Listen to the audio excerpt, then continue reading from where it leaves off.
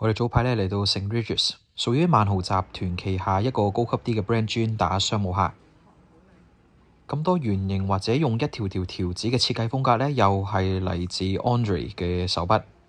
好鍾意呢，佢呢間酒店嘅用色沉穩。咁雖然呢設計偏向西式，咁亦都不失一啲中國風。咁例如周圍呢用好多嘅屏風間開唔同嘅空間。lobby 亦都有特高樓底，有空間感，完全係冇壓迫感嘅。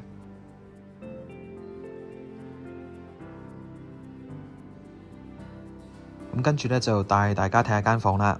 估唔到佢用色呢非常之大膽啊！走廊用橙色，不過呢完全係冇違和感啊，因為佢用咗 MS 嘅橙色啊，顯得非常之高貴。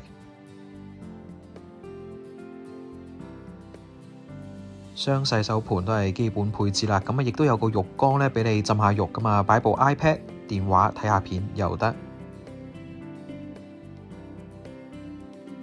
當然仲有個淋浴間啦，金屬味非常之重嘅，所以習慣攞住花灑沖涼嘅人呢，係攞唔到超過5分鐘嘅，因為事關個花灑頭係真係非常之重。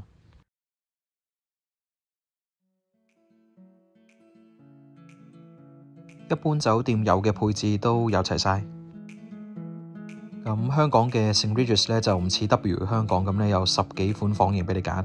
呢度好簡單，一係就 king size room、corner room， 又或者係套房。我哋呢好好彩呢，就俾人 upgrade 咗做 corner room。雖然係天陰陰呢，採光亦都非常之充足。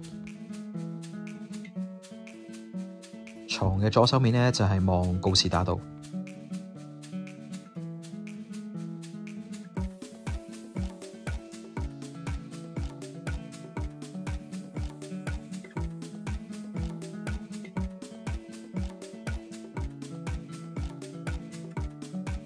而床嘅前面呢，就係望住中環廣場。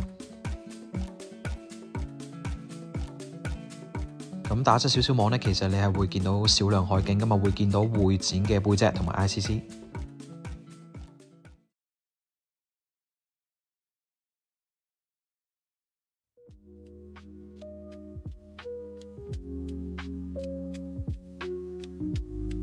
半圓嘅梳化、圓台、圓燈同埋圓形嘅擺設，咁就成件事都好 homey。mini bar 當然係要收錢啦，呢度亦都冇 lunch 嘅。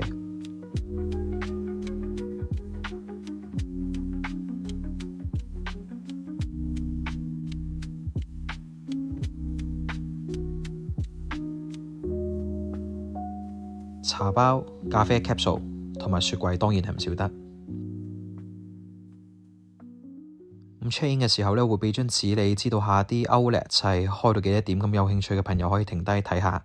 旁邊亦都有個 QR code， 可以 WhatsApp， 唔使下下都打電話。呢間嘢呢係冇所謂嘅 executive lounge 嘅，可以話好似普通啲喎。間 St. Regis 呢係玩呢個 butler service，即係呢，其實喺間房佢俾嗰啲 coffee capsule 呢同埋茶包都係嘥氣，佢係會沖埋上房俾你，可以話係呢個任飲嘅放題。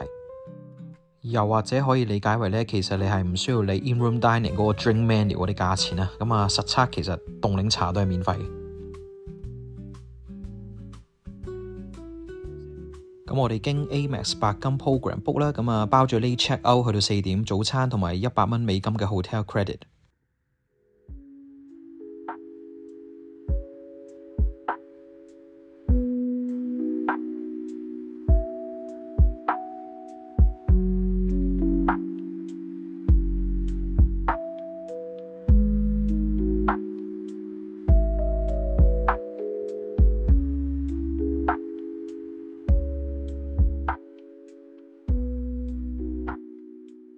我哋呢行咗去玩具街嗰頭，返到嚟呢 housekeeping 呢已經搞掂咗個 turn down service 啦，仲俾埋個 mask 我哋敷喎。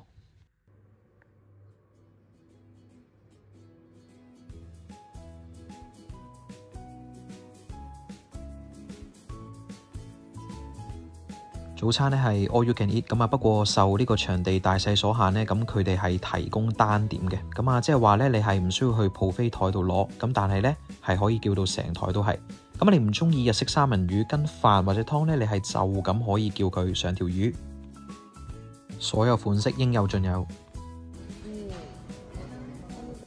唔中意食成個中餐或者個包呢，就可以就咁叫佢上個蝦餃，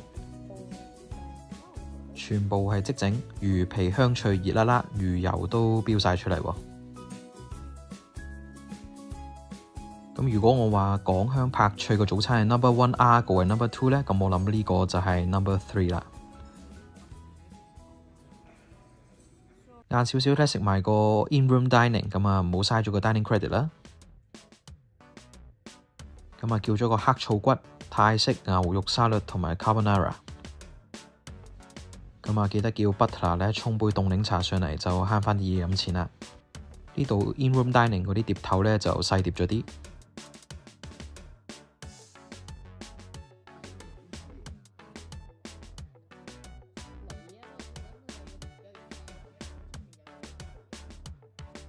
不過都好足料啊！牛肉絲嘅份量呢非常之多，酸酸地非常開胃。略嫌個黑醋骨呢落醋落得太重手啦，咁啊蓋過咗本身肉嗰啲鮮味。咁啊隻蛋擺喺個 carbonara 度係個重點啊！咁啊亦都好中意佢用粗意粉去整個 carbonara。如果大家都好似我哋咁懶，唔知想去邊度啊，中意純酒店玩樂呢，建議大家嚟呢度住翻晚。咁啊今集先講到呢度啦，我哋下次見。